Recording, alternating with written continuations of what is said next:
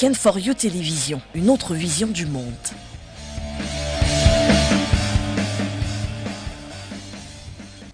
Votre chaîne de télévision panafricaine For You Télévision, une autre vision du monde.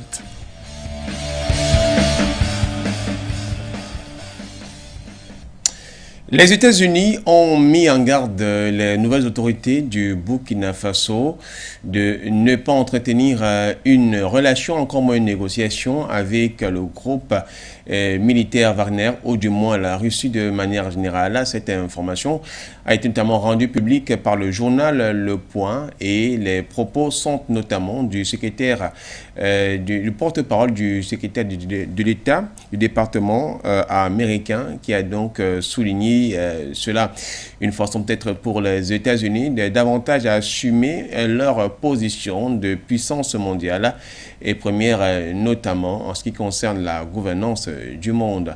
Mais réellement, que cherchent les États-Unis dans ce qui concerne la relation qui pourrait être donc entre le Burkina Faso et la Russie? Sommes-nous donc dans une autre forme d'impérialisme? On a souvent souligné un côté néocolonialiste.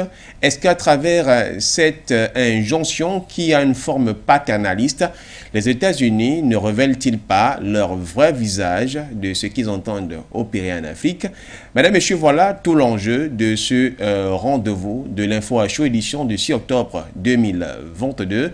Merci de vous installer confortablement juste derrière. Nous ferons une présentation de ceux qui nous accompagnent au cours de ce rendez-vous. Votre chaîne de télévision panafricaine For You Télévision, une autre vision du monde.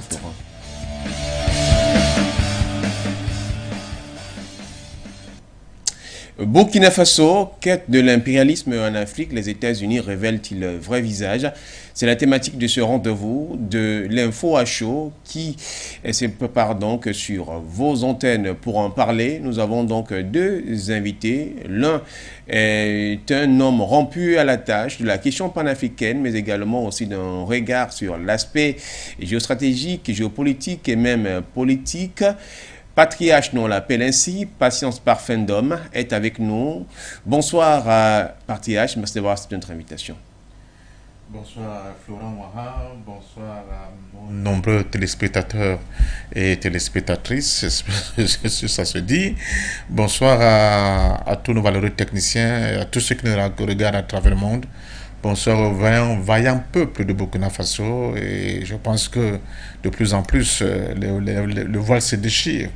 Et ceux ici en Afrique qui estimaient qu'ils ne voyaient pas clair, ou bien qu'ils étaient dans une espèce de buée qui leur empêchait de voir la réalité de ce monde tel qu'il est, aujourd'hui, avec ces nombreuses déclarations et ces manifestations d'une incohérence, mais surtout d'un interventionnisme hors pair à travers des conflits qui se passent en Afrique, mais surtout au niveau de Burkina Faso et de toute la bande sahélo-sahélienne, on a aujourd'hui raison de dire ce qu'on dit depuis plus d'une décennie, qu'en réalité, l'Afrique doit tout faire.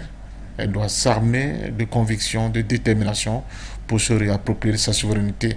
Sinon, elle sera toujours cet espace qui est en marche de ce qu'on appelle le cœur, n'est-ce pas, de notre humanité, et sera justement le champ d'action, d'intervention, et j'allais dire d'expérimentation de toute forme d'humiliation.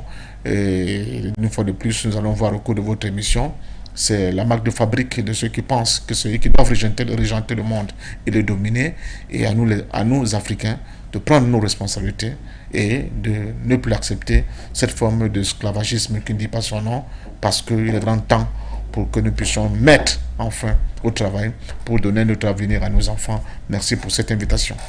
Merci également d'avoir accepté notre invitation par TH de prendre part à ce rendez-vous.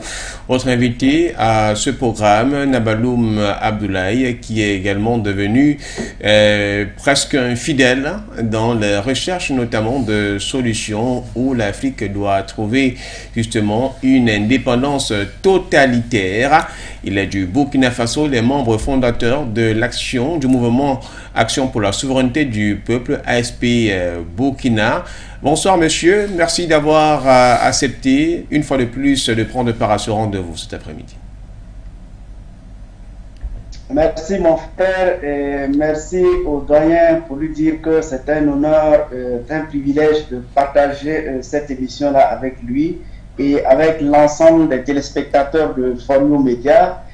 Bonjour à l'ensemble des techniciens qui travaillent d'arrache-pied pour contribuer de façon significative à la lutte que nous avons engagée, à la lutte qui va connaître la libération totale de l'Afrique face à l'impérialisme, face au néocolonialisme et face à tous ceux-là qui parient pour que l'Afrique sombre, pour que l'Afrique ne puisse pas relever de la tête. Aujourd'hui, on nous donne raison à travers ce communiqué-là des États-Unis que notre lutte a tout son sens et tout son intérêt et mérite d'être soutenue et mérite d'être continuée parce que l'aboutissement n'est pas loin. Voilà, donc nous allons commencer avec vous directement avant de donner la parole au patriarche Patience et Parfum Ndom. Dites-nous, Nabaloum Abdoulaye, avez-vous été surpris de la réaction des États-Unis vis-à-vis des autorités du Burkina Faso? Alors, surpris, on peut dire oui et non. Non, d'abord parce que jusqu'alors, les États-Unis ne s'étaient pas ouvertement exprimés pour ce qui est des questions sécuritaires au niveau du Burkina, en tout cas pas dans ce sens, et du côté du Mali ou du Niger, parce que c'est cette zone-là qui nous concerne. Donc, on peut dire que c'est une première. Maintenant, parce que les États-Unis, comme on l'a dit, c'est le néocolonialisme, c'est l'impérialisme, et qui dit États-Unis dit également parler de la France. Donc, nous ne sommes pas surpris qu'au lendemain que le peuple burkinabé ait donné le ton pour dire que ce peuple-là ne veut plus de la France, ce peuple-là ne veut plus l'aide ou la coopération militaire avec la France. On a compris qu'il fallait un autre relais de l'Occident pour continuer cette basse manœuvre-là qui est de freiner l'élan du peuple, qui est de remettre en cause les acquis du peuple, qui est de sortir ce peuple-là des difficultés, qui est de sortir ce peuple-là des souffrances, parce que ce que le peuple demande, c'est de sortir d'une situation qui est réelle, d'une situation très déplorable. Et vous l'aurez constaté, lorsque le président Damiba est venu, il a donné un espoir et le peuple, se sentant trahi, a énergiquement réagi pour l'avènement de cette insurrection populaire qui est venue soutenir le coup d'État du jeune capitaine Traoré. Donc aujourd'hui, les États-Unis s'illustrent comme un pays de dominateurs qui au-delà au lieu de soutenir la volonté d'un peuple qui est en train de souffrir, qui est en train de connaître de la désolation partout, au lieu de soutenir ce peuple-là, au lieu d'apporter des réponses à leurs problèmes, les États-Unis mettent en garde les dirigeants pour dire non, il ne faut pas travailler pour ce peuple-là, il faut travailler pour nous l'Occident, il faut travailler pour nous l'impérialisme. Nous disons non, parce que nous avons compris cette attitude-là. Et avec la France, on avait engagé le combat, et c'est le même combat qui va se perpétuer et qui va continuer pour que la libération soit réelle, totale, partout. C'est pourquoi l'invite aux autres nations, l'invite aux autres peuples, l'invite aux autres sociétés civiles d'œuvrer dans cette lutte panafricaine, dans cette lutte de libération. Il faut s'inscrire parce que c'est la seule voie pour nous permettre, nous Africains, de pouvoir bénéficier de ce que le bon Dieu et la nature nous a offert, que les autres, jalousement, par leur esprit de prédation, par leur esprit de domination, veulent nous faire croire en utilisant nos chefs d'État. On comprend l'instrumentalisation, c'est pourquoi nous nous mettons derrière nos dirigeants qui sont sincères, nos dirigeants qui veulent travailler pour libérer leur peuple. Nous allons toujours les soutenir et nous allons continuer à travailler pour que les dirigeants qui vont venir désormais soient des dirigeants panafricains, soit des dirigeants patriotes, soit des dirigeants qui travaillent pour leur peuple. Voilà l'esprit d'emblée que ce communiqué-là vient nous donner comme réflexion. Comme je disais ce matin, cet après-midi, on était à une rencontre des organisations la société civile, et la question s'est posée. Et d'ici là, nous allons donner de la voix par rapport à ce communiqué-là. Votre entrée en jeu, si on peut le dire, patriarche Patience Parfendum, vous avez suivi Nabaloum Abdoulaye depuis le Burkina Faso, mais justement, peut-être même si vous aviez un mot à donner suite à ces propos, depuis lors, les États-Unis n'ont jamais eu à poser un acte comme celui-là, de cette façon. Est-ce qu'on n'est pas en droit clairement de se demander concrètement ce qui n'a pas marché? D'abord, permettez-moi de retourner, n'est-ce pas, la civilité à mon cher Nabaloum Abdoulaye. Merci pour ta présence et surtout, n'est-ce pas, ta contribution à cette longue marche qui a été initiée pas par nous, mais par nos vaillants prédécesseurs et qui ont payé le prix fort pour pouvoir nous léguer à notre tour, n'est-ce pas, ce flambeau et dont je l'espère, nous aussi à notre tour, nous pourrons valablement le léguer aux générations futures. C'est le combat de la libération de notre continent, c'est le combat de la libération de l'Africain, c'est le combat de la libération du peuple noir et de tous les opprimés du monde. Il faut faire attention, ce combat dans lequel nous sommes ne connaît ni xénophobie, ni racisme, ni ségrégation, toutes ces formes d'ailleurs, malheureusement, qui ont été validées par justement ces États-Unis, dont on a l'impression aujourd'hui qu'on découvre le visage. C'est un visage, le visage des États-Unis, il n'a pas varié. Il n'a pas varié depuis qu'il est devenu, entre guillemets, le gendarme du monde. Il s'est fendu d'une sacrée mission de pouvoir intervenir partout dans le monde pour maintenir l'équilibre mondial tel qu'il est, c'est-à-dire depuis la chute du mur de Berlin, un équilibre qui est en faveur d'un monde unipolaire, un monde dominé sur le plan économique par le capitalisme néolibéral, un monde qui a assujetti la frange majoritaire du monde, n'est-ce pas, au désirata de ce happy few qui dirige le monde de manière ostentatoire. Si on vous donne les chiffres, je n'aime pas beaucoup les statistiques, mais il donne froid au dos.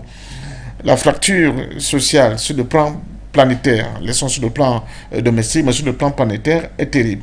Vous donnez un chiffre que les gens peuvent regarder et évaluer, moins de 10% de la population de Happy Few dans le monde a largement l'équivalent du PIB de toute l'Afrique. Moins de 10%. C'est vous dire que pour les États-Unis, pour les capitalistes et l'impérialisme et ceux qui demandent ce monde néolibéral, il est tout à fait normal, il est tout à fait juste qu'une minorité d'individus, sous le fallacieux prétexte d'avoir été des princes dans le monde des affaires, puissent avoir presque l'équivalent de la majorité du produit intérieur brut de toute l'Afrique. Ça veut dire que vous avez 1 ou 2, 3 individus, 4 maximum, qui ont autant de richesses, par exemple, que tous les pays au sud du Sahara réunis. Et pour que ce système-là perdure, de domination évidemment, pour que ce système-là s'installe dans la durée, il faut effectivement que cet équilibre glauque dans lequel nous baignons depuis très longtemps puisse être maintenu. Maintenant qu'il y a une prise de conscience, depuis qu'il y a une prise de conscience africaine, depuis, on peut dire, 2001, 2002, 2011, 2012, avec l'ascension au pouvoir de Laurent Gbagbo, mais aussi avec la manière, avec la brutalité avec laquelle il a été chassé du pouvoir. Et là, sur le regard des caméras du monde entier, c'est pas un truc qui se passe dans un trou de souris, comme ce fut le cas dans les années 50. Maintenant, le monde entier voit, les enfants africains voient ces images. L'assassinat de Muammar Kadhafi, avec la violence, n'est-ce pas, que le peuple libyen et les guides libyens a subi avant sa mise à mort. Tous les enfants d'Afrique, tous les fils d'Afrique l'ont vu. Si, au temps de Thomas Sankara, on n'avait pas toutes ces caméras qui nous montraient ces images, mais là, tout le monde voit. Alors là, qu'est-ce que ça donne? Ça interroge la jeunesse africaine qui se dit, mais là, il y a un problème. Et elle est donc obligée d'aller fouiller dans l'histoire pour comprendre qui elle est, cette jeunesse. Pourquoi elle a ce statut aujourd'hui? Et comment elle peut se projeter dans l'avenir. Et ça, on déterre tout. Les conférences de Berlin. Pourquoi il y a eu cette conférence de Berlin? Qu'est-ce qui s'est passé à cette conférence de Berlin? Pourquoi une minorité d'individus dans le monde puisse décider du sort de l'Afrique sur le plan institutionnel, en nous balkanisant tel que nous sommes là aujourd'hui? Et on a vu après, avec la colonisation. Cette différente colonisation ou un petit pays comme la France, avec tout un espace que l'appelle l'Afrique équatoriale française, l'Afrique occidentale française, des choses comme ça, et où elle dominait de manière outrancière ces espaces, formatait les élites dont elle devait transformer plus tard en homme lige pour protéger ses intérêts. Et c'est ça qui a continué jusqu'au moment où ce nouveau panafricanisme, on peut l'appeler aussi, mais la résurgence du panafricanisme, qui n'est rien d'autre que le concept, de bataille pour la liberté, pour l'indépendance réelle, et non l'indépendance factice, mais pour une souveraineté assumée, mais surtout l'idée que l'Afrique ne pourra compter sur notre planète dans l'échiquier mondial que s'il y a un minimum d'unité politique de notre continent. À partir de ce moment-là, qu'est-ce qu'on veut faire? On veut renverser les équilibres. Or, renverser les équilibres, c'est mettre en mal les fondements sur lesquels sont assis évidemment les États-Unis d'Amérique. Je vous rappelle, les gens l'oublient souvent, dans la bande sahélo-sahélienne, les djihadistes américains, ils sont depuis très longtemps. Depuis très longtemps. La question qu'on peut bien se poser, ces gens-là qui écumaient cet espace, ces soldats américains, c'était pour faire quoi? Ils sont là bien avant les opérations MINUSMA, hein? Les soldats américains étaient déjà dans la bande sahélo-sahélienne. Que faisaient-ils là? Est-ce que c'était en rapport avec le conflit entre le Maroc et le Front Polisario? On peut se poser la question. Était-ce pour surveiller un peu l'Algérie qui avait à un moment donné mal à partir avec le djihadisme, le terrorisme djihadiste musulman? On peut se poser la question. Mais ce qu'on sait aujourd'hui, c'est que cette zone-là est extrêmement riche. Et elle devait être dans une situation de trouble permanent pour justement justifier la présence des forces militaires occidentales sur ce sol. À partir du moment où la jeunesse de cet espace, aidée en cela par des militaires patriotiques, ont décidé de mettre un terme à cette situation de domination et d'assujettissement de leur espace, et évidemment, ça donne pour conséquence, on ne veut plus de présence militaire étrangère sur notre sol. 2, nous ne voulons plus de ces accords de coopération qui ne nous ont pas permis de décoller économiquement ni socialement. 3, nous exigeons aujourd'hui la plénitude de notre souveraineté avec le libre choix de choisir qui nous voulons comme partenaire pour nous accompagner dans des projets de développement ou bien de sécurisation de notre espace. C'est ce qui est contenu d'ailleurs dans la Charte des Nations Unies avec le principe du droit des peuples à disposer d'eux-mêmes. C'est ce que refute ouvertement aujourd'hui les États-Unis d'Amérique. Pourquoi? Parce qu'ils ont rendu compte que leur supplétif, ou bien leur homme de main qui était sur le terrain, qu'on appelle la France, est mis complètement en ballottage défavorable. Aujourd'hui, le grand patron, l'oncle Sam, lui-même descend sur le terrain pour dire « cet espace m'appartient, il est hors de question ». Quand la Russie, avec l'opération militaire russe en Ukraine, et dont on voit aujourd'hui les conséquences, je vous rappelle que M. John Bolton, pour ceux qui se rappellent de la guerre américaine en Irak avec le mensonge, John Bolton a dit récemment, je crois le 5 octobre dernier, qu'il fallait éliminer Vladimir Poutine. Et John Bolton, ce n'est pas n'importe qui. Donc on comprend, donc aisément si on fait le lien entre ce qui se passe en Ukraine, entre les batailles qui se font sur le plan mondial et géopolitique. Vous avez eu aussi l'information que l'OPEP a décidé de revoir à la hausse sa production de pétrole avec les conséquences que cela va entraîner pour l'Europe. Donc, quand on met de bout en bout ces différents petits éléments qui nous semblent anodins, qui semblent loin, on peut bien valablement comprendre l'attitude des États-Unis au niveau de Burkina Faso, parce que un Mali qui n'est plus contrôlé par la France, plus le Burkina Faso qui n'est plus contrôlé par la France, ajouté à la Guinée-Conakry qui n'est plus contrôlé par la France, avec la probabilité de voir le Niger basculer dans ce nouveau paradigme, je peux vous dire que c'est le monde entier qui va commencer à sentir le souffle de ce coup de canon qui va annoncer la création d'un nouveau monde multipolaire. Et ça, pour les États-Unis, c'est inacceptable. Donc ce n'est pas pour les beaux yeux des Burkinabés que les Américains disent on ne veut pas des riches chevaux. Qui sont-ils pour dire aux Burkinabés la voie qu'ils doivent suivre? Qui sont-ils? Posons-nous bien la question. Donc nous sommes là face à à quelque chose de très important, nous fondons à quelque chose de fondamental, c'est la reprise en main du combat de Sankara, mais aussi de Ouezin Koulibaly. Je demande à la jeunesse burkinabé d'aller un peu gratter dans les mémoires historiques pour se rendre compte qui était ce grand homme, d'abord qui était important, aussi bien pour la Côte d'Ivoire que pour la scène Haute-Volta devenue Burkina Faso, pour vous dire que votre espace n'a eu que de grands hommes. Et à vous aujourd'hui, comme le disait Frantz Fanon, chaque génération, en toute opacité relative, doit découvrir sa mission, la remplir ou la trahir. La balle est dans votre camp, c'est à vous de nous faire honneur, mais on peut vous dire déjà que vous aurez le soutien indéfectible et radical de l'ensemble des panafricanistes à travers le monde, parce qu'ils savent pertinemment que ce que se joue au Burkina Faso aura son importance dans le devenir de l'Afrique tout entière. Namadou Abdoulaye, vous venez d'écouter justement cet appel qui est pris comme une sorte de discours motivateur du patriarche patient parfait Ndom. Comment est-ce que vous répondez à cette attitude, notamment, on l'a évoqué, de ce député français au cours notamment d'une session parlementaire à l'Assemblée nationale qui disait que le Sahel reste justement la mamelle nourricière de ces puissances impérialistes occidentales, notamment la France, qui est en train de perdre ses moyens et qui est une sorte de sentinelle des États-Unis, en jouant notamment les éclaireurs, ne devait aucunement quitter le Sahel. Quel est justement le regard que vous portez à cela, et après avoir écouté ce discours motivateur du Patience parfait Ndom? Alors, ce discours-là, disons que il est l'essence même de notre combat, parce que nous avons compris que on ne peut pas nous chanter tous les jours qu'on est pauvre, qu'on n'a rien et qu'on n'est rien, et pourtant vous êtes toujours là, toujours avec nous, à exploiter facilement nos richesses, à utiliser nos minéraux, nos matières premières, et pour nous chanter tous les jours que nous sommes pauvres.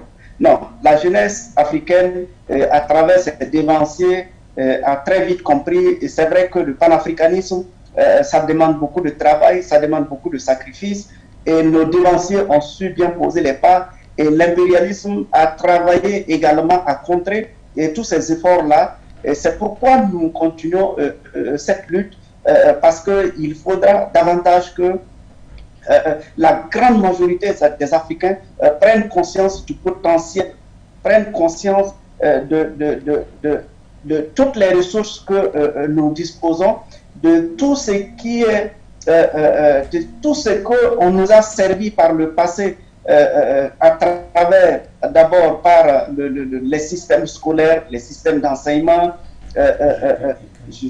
Je ne pourrais pas citer tellement même le système politique en lui-même, comment on a été berné, de sorte que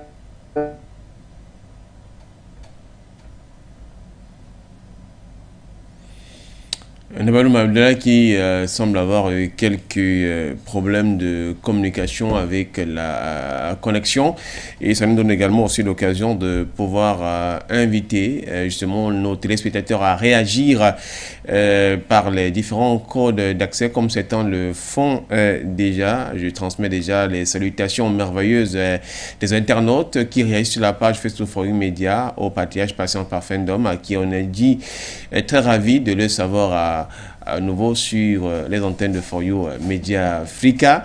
Vous pourrez donc réagir au plus 237 693 589 668, Skype For You TV, au même au plus 64 9 889 05 26. Nous parlons donc du cas de la quête de l'impérialisme en Afrique, avec l'événement du Burkina Faso, où le porte-parole du département d'État américain a souligné que les nouvelles autorités donc du Burkina Faso ne devaient aucunement négocier ou avoir toute forme de relation avec la Russie, notamment le groupe militaire Wagner.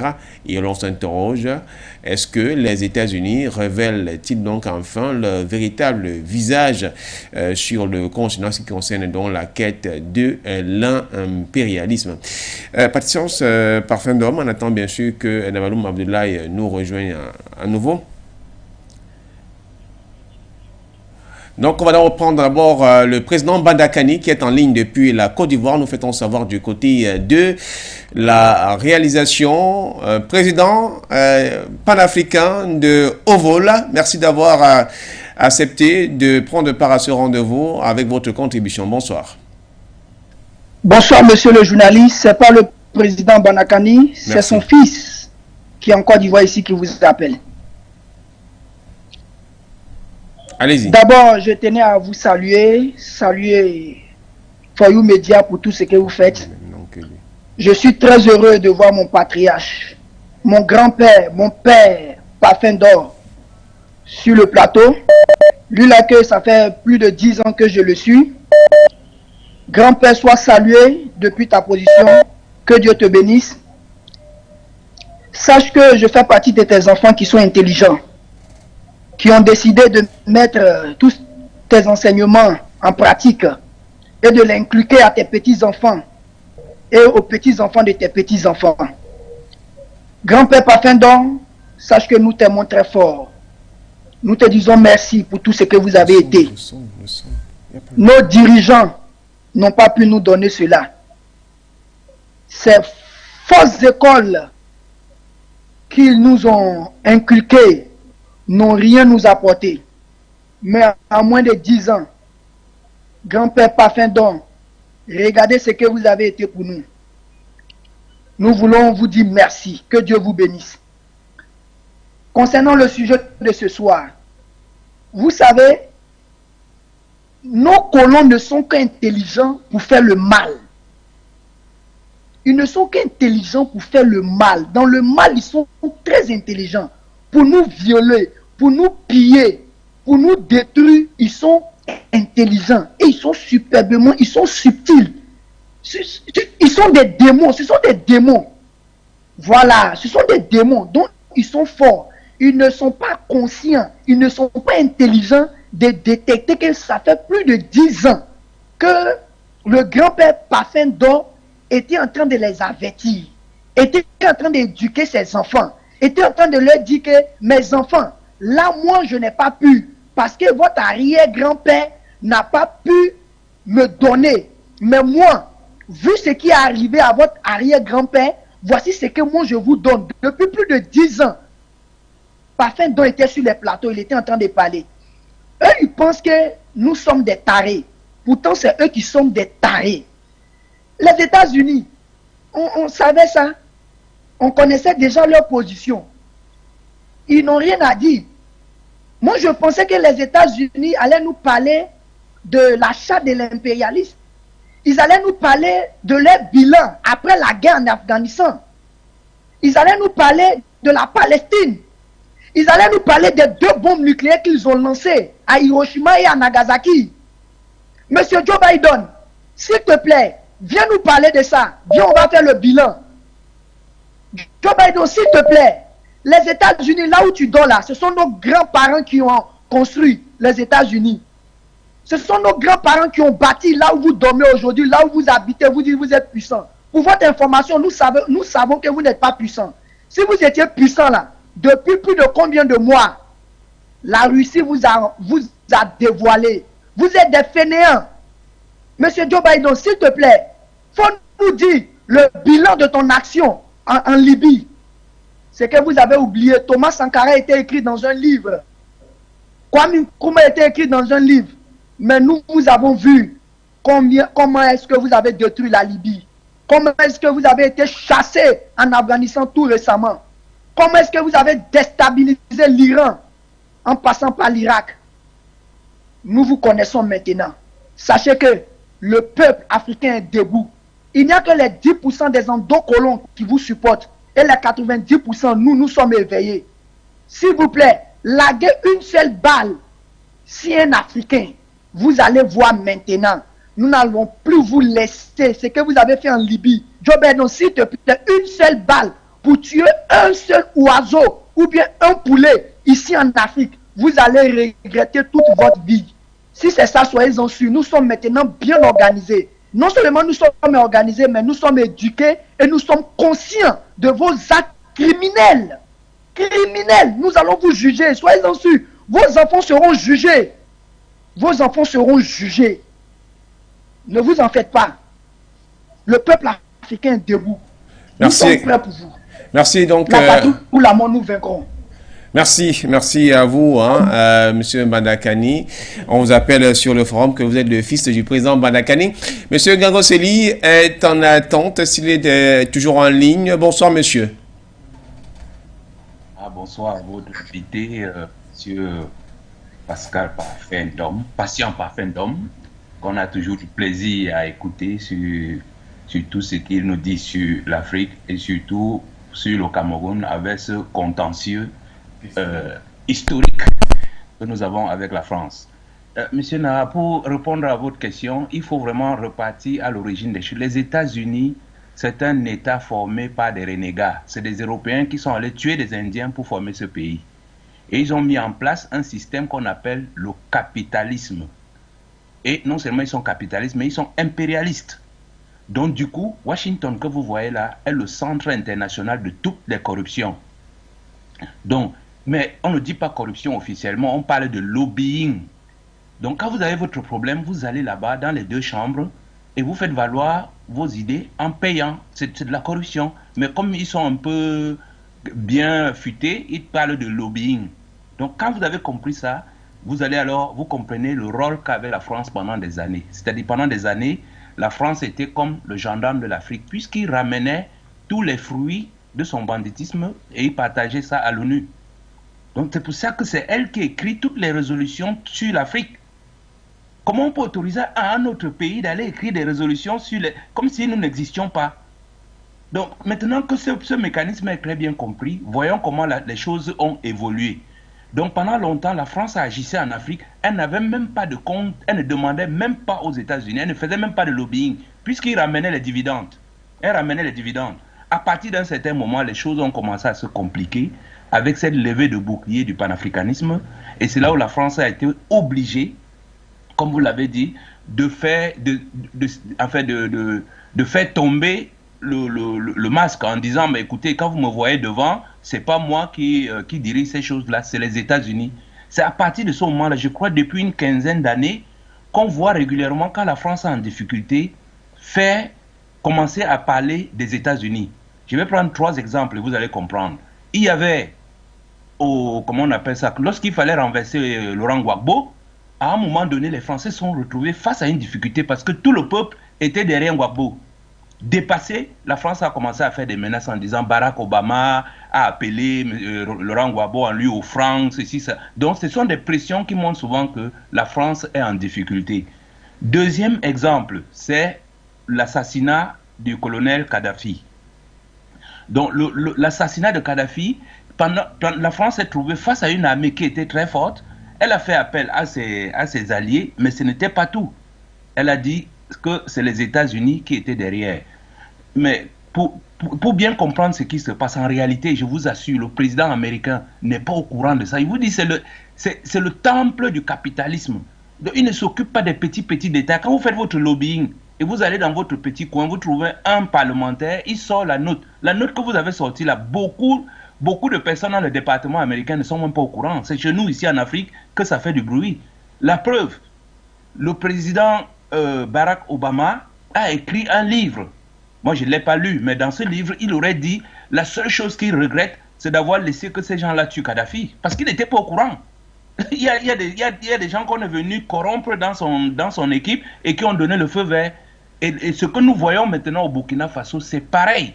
La France est en difficulté. Elle est en train de dire aux États-Unis, bon voilà, grand frère, il faut envoyer un message là pour essayer de calmer le tempérament de ces petits-enfants-là. Parce que les enfants-là, d'emblée, ont dit qu'ils sont pour la venue de la Russie. Donc, un tel discours, immédiatement, ça refroidit la France et elle s'est dit, oulala, il faut faire quelque chose. Mais la réalité, je vous dis, les grands personnages américains ne sont même pas encore au courant de ce qui se passe dans cette zone-là.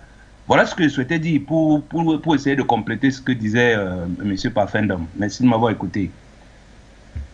Depuis les États-Unis, qui est en ligne. Bonsoir, monsieur. Merci de nous retrouver. C'est moi? Allez-y. Oui, merci. Bonsoir pour les médias. Merci à tous vos invités qui nous font l'honneur de nous édifier sur des thématiques qui concernent le continent africain. Je salue aussi le promoteur de votre média, un grand monsieur dont je salue avec déférence et respect. Monsieur, votre thématique d'aujourd'hui est plus qu'importante.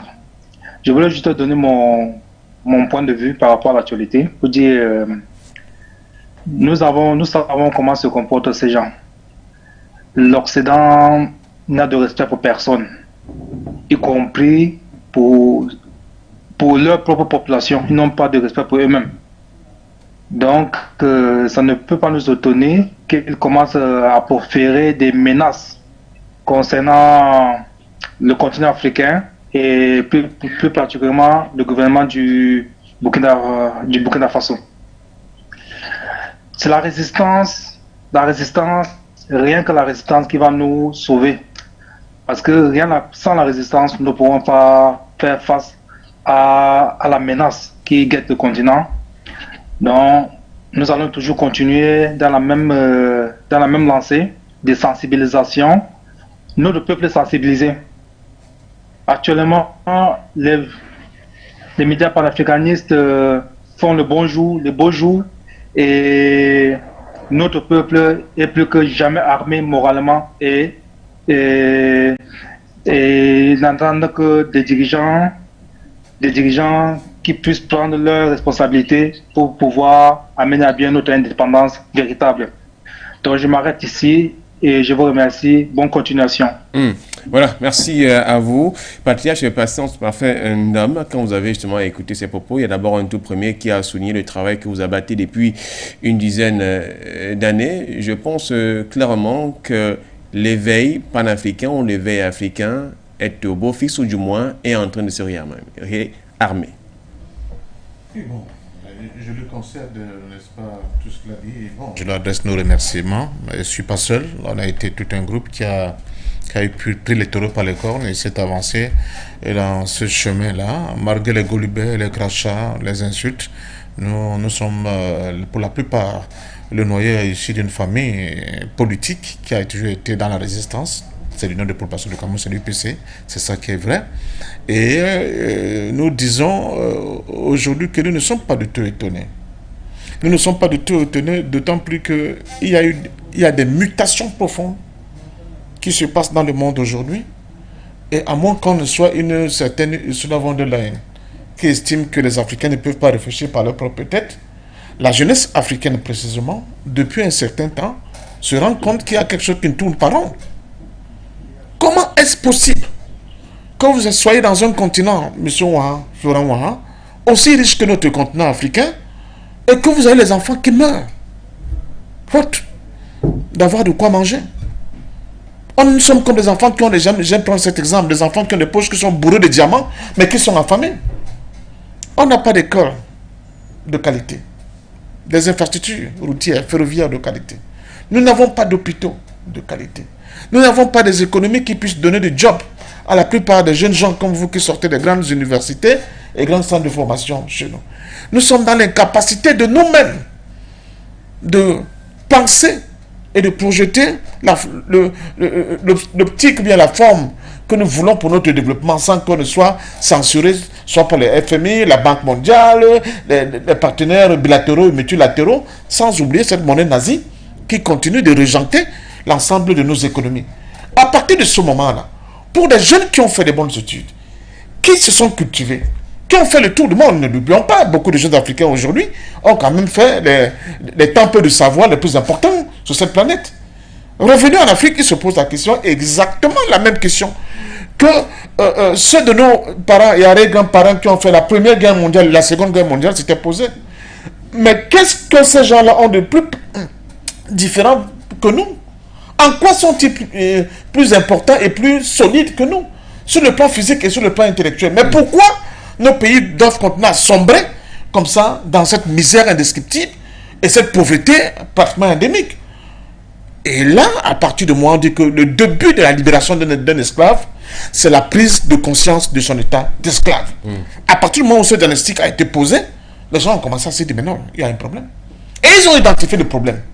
Et ils nous ont permis à mettre le doigt dans le problème.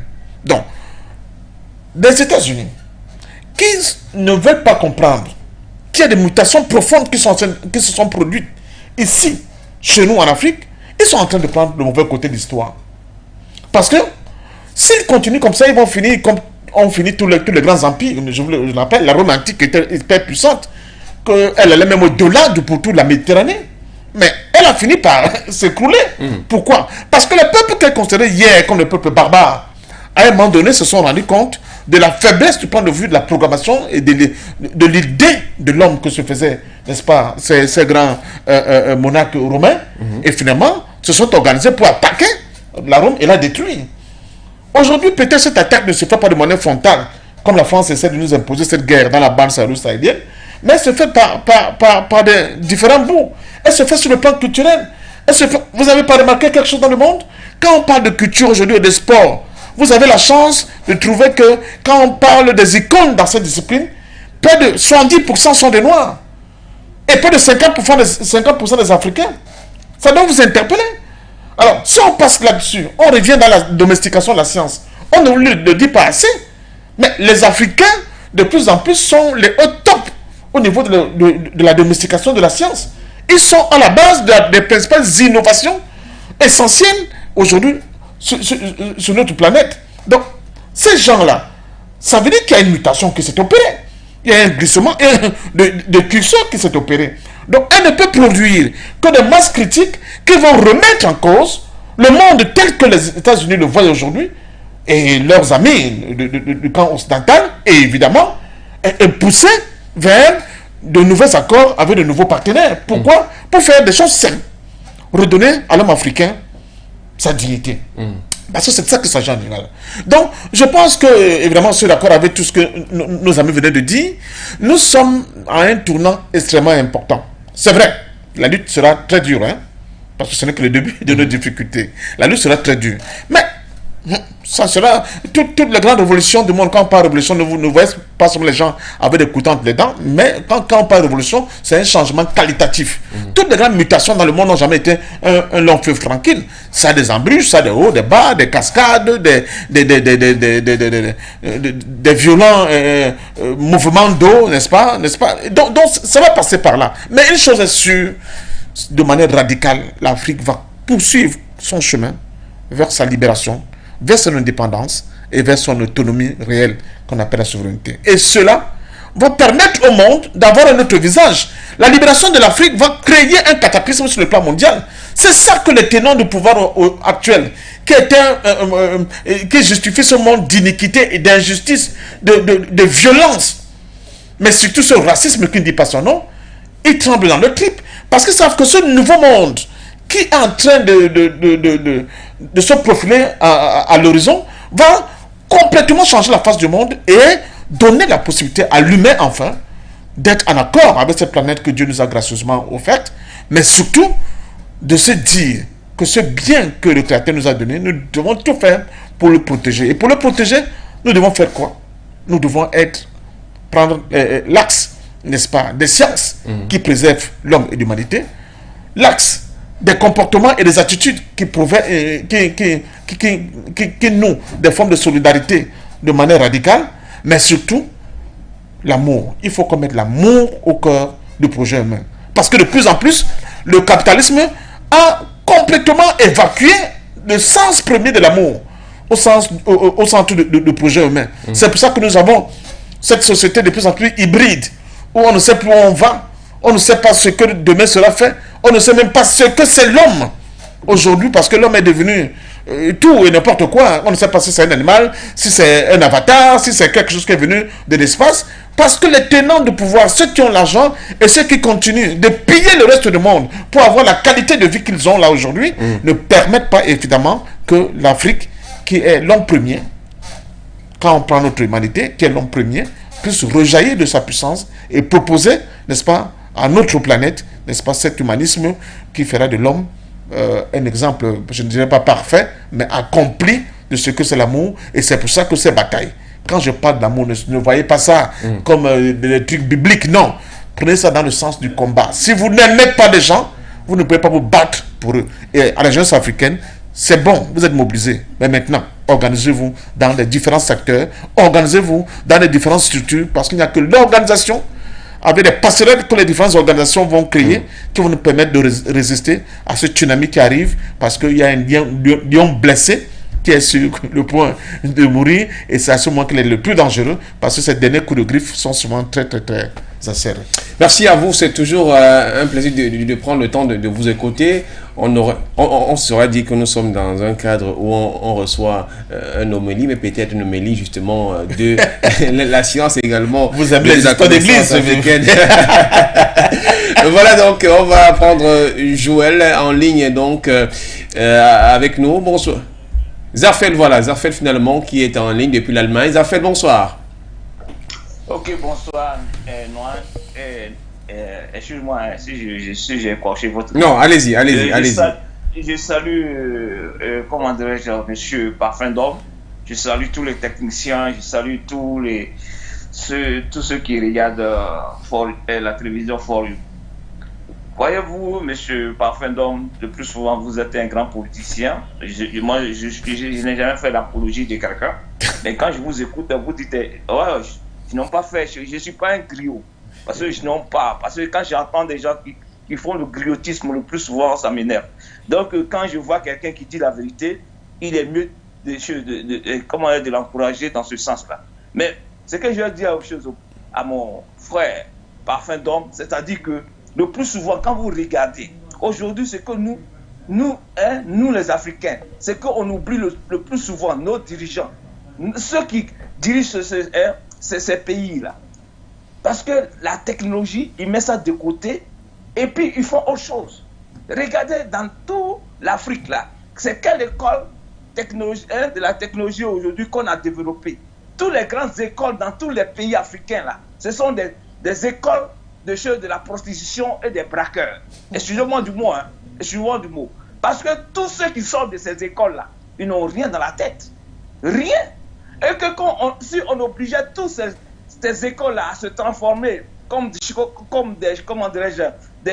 écoles pour former, pour apprendre à l'Africain comment on fabrique une aiguille, vous pensez que n'importe qui va se lever aujourd'hui pour dire qu'il va venir faire n'importe quoi en Afrique? Parce qu'on saura comment fabriquer nos outils. Ça, c'est la moindre des choses. Parce que ces écoles, on doit les réformer. Ça, c'est la moindre des choses. Pour qu'on puisse prendre le dessus. Parce que c'est la technologie aujourd'hui qui prend pour nous intimider. Comment les États-Unis peuvent s'imposer à quelqu'un? Moi, je dis, je veux marcher avec telle personne. Et on me dit, pourquoi je vais marcher avec cette personne? Pourquoi? Parce qu'on n'a pas la technologie. Parce que l'Amérique peut s'élever aujourd'hui pour dire Corée du Nord, pour dire pourquoi vous faites ça. Personne. Parce qu'ils savent. Le monsieur aujourd'hui, quand l'Amérique va ouvrir sa bouche, il y aura 2 raquettes qui vont atterrir sur leur territoire. Ça, c'est vraiment des choses. Donc, quand on est là, on doit mettre l'accent sur l'éducation et la formation, la technologie de nos frères. Parce qu'aujourd'hui, quand on est là, je suis d'accord, aujourd'hui, on fait des choses, on se révolte partout, on veut qu'il y ait des changements, ça c'est clair. Tous ces vieux qui sont là aujourd'hui, qui ont mis l'Afrique en retard, on doit le mettre de côté, ça c'est clair. Regardez des hommes comme Parfum d'Homme. Parce qu'en politique, parce que l'Africain, il est basé sur ce qui est présent. Zafel, pensez à chuter, il y a quelqu'un d'autre en attente.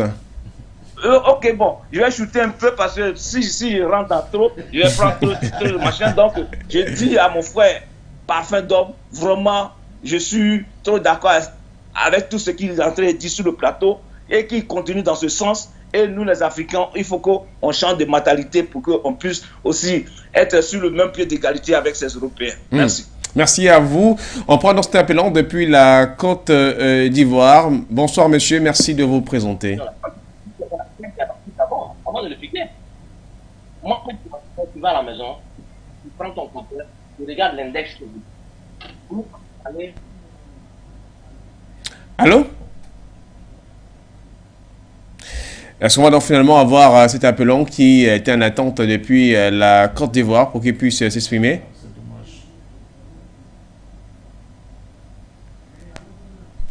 Et donc, on va donc finalement reprendre, monsieur. Ça fait très longtemps que nous sommes en ligne là. Oui, présentez-vous, monsieur, bonsoir. Vous avez quelques 2 minutes. Allez-y, vous avez 2 minutes. Bon, je m'appelle. Bien, je m'appelle Koné. J'appelle de Côte d'Ivoire. Ok, et je suis très enchanté de vous voir ce soir. Et j'aimerais vous donner un petit conseil. Il n'est plus question de parler. On sait ce que ces Européens-là font maintenant. Donc, c'est à nous de nous organiser maintenant pour voir ce qu'il y a lieu de faire pour le développement de l'Afrique. On n'a plus à insulter un président africain. On sait ce qui est la chaîne qui est derrière eux, on sait maintenant. Donc, on fait fi de ça. On s'appelle entre nous Africains et on trace la ligne de développement pour soulever l'Afrique. On a les ressources, on a les personnes humaines, on a le potentiel intelligent. On n'a plus à jaser, avec ces gens-là. Voilà. C'est tout. Concernant le Burkina, s'ils ne veulent pas que le Burkina fasse s'ils ne veulent pas que de l'achat avec la Russie, qu'ils arrêtent aussi de faire l'achat avec la Russie, c'est tout. C'est tout, voilà, c'est tout. Voilà. Merci. Allez, ciao, bye. Okay. Merci à vous depuis la Côte d'Ivoire. Alors, Patience, passant par Fendom, on est en train de sortir ces États-Unis qui ont donc voulu sortir, hein, parce que quand on regarde, on a bien l'impression que c'est une quête totalitaire de cette puissance mondiale qu'ils ont toujours voulu été. Quelle est réellement, s'il fallait avoir une position aujourd'hui adoptée par les Africains au regard notamment des États-Unis, en vous accompagnant que il y a quelque temps, lors du G7, le président américain Joe Biden faisait comprendre aux 6 autres qui l'accompagnaient que les États-Unis vont soutenir à hauteur de 600 milliards de dollars, voilà donc les États africains en quête de développement. Est-ce que l'Afrique devrait courir dans cette posture aujourd'hui parce qu'elle est toujours dans une question de besoin? Quelle devrait être la position de l'Afrique? Et notamment aussi par cette même sortie, celle du Burkina Faso, au regard de cette injonction américaine. Bon, commençons par la fin. Disons au Burkina Faso, tenez bon, à sa jeunesse, tenez bon. Je dis, vous êtes mobilisés, c'est très bien, nous apprécions, nous sommes très heureux de le savoir, mais organisez-vous. Organisez-vous dans différents regroupements possibles et que ces regroupements aient des noyaux qui réfléchissent, n'est-ce pas, à la poursuite, n'est-ce pas, de la résistance. Elle continue. De la résistance, mais surtout à l'orientation qu'ils vont donner, n'est-ce pas, à ce nouveau tandem qui doit exister entre le peuple mobilisé et ces jeunes officiers qui ont peu le pouvoir.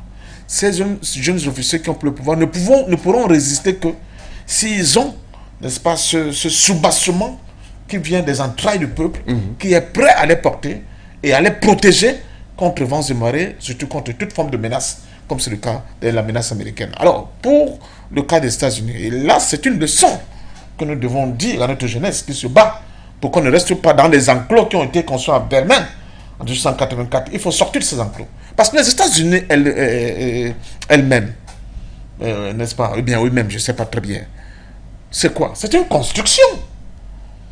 Ce que vous voyez là qu'on appelle les USA, ça n'a pas toujours été comme ça. Quelqu'un nous a rappelé tout à l'heure, d'abord, comment ils sont arrivés dans cet espace, en créant un génocide à nul pareil.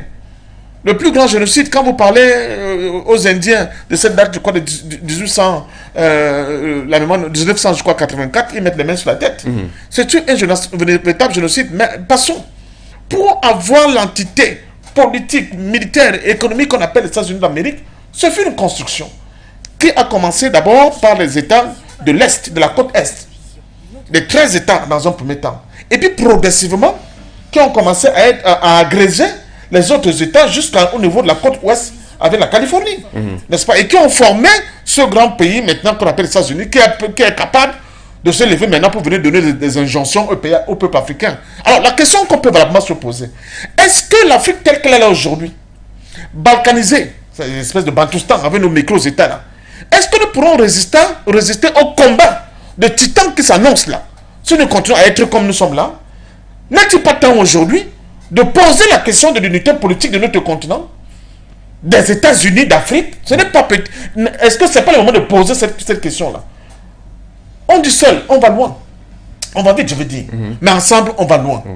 Nous sommes obligés d'appliquer à nous-mêmes ce qui a fait, n'est-ce pas, la force des autres. À chuter parce qu'il y a alors, donc je sors par là en disant, oui, à la résistance africaine, mais pensons évidemment à l'unité politique de notre continent. Et ça passe par un travail résolu des masses africaines à l'intérieur des groupes organisés, ces organisations organisées qui vont obliger, n'est-ce pas, nos politiques qui sont à la tête de nos États pour le moment, d'aller justement vers cette union politique de notre continent qui va mettre fin à cette hérésie qu'on voit au niveau de l'Union africaine, qui n'est rien d'autre qu'une caisse de résonance des volontés venues de l'Occident. C'est un enjeu majeur, c'est une tâche historique que la génération d'aujourd'hui doit absolument, n'est-ce pas, accomplir si nous voulons être respectés, n'est-ce pas, dans cette planète avec la complexité des enjeux qu'elle présente dorénavant.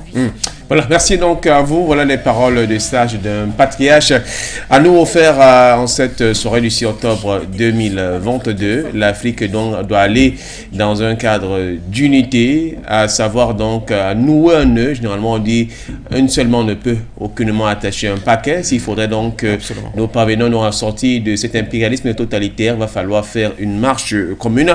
Patriarche, passons au parfum d'homme. Merci d'avoir accepté de nous apporter votre contribution ce soir. C'est moi qui vous dis merci, cher Florent, et merci à tous les téléspectateurs de For You Media et à nos valeureux techniciens. Et merci, je pense que la prochaine fois, ce ne sera pas très éloigné. Merci. Voilà, donc, mesdames et messieurs, merci d'avoir accepté notre rendez-vous. Merci à l'équipe technique qui nous a permis de pouvoir vous offrir ce programme. Ce dernier, nous prenez rendez-vous avec l'actualité anglaise. Au revoir. For You Télévision, une autre vision du monde.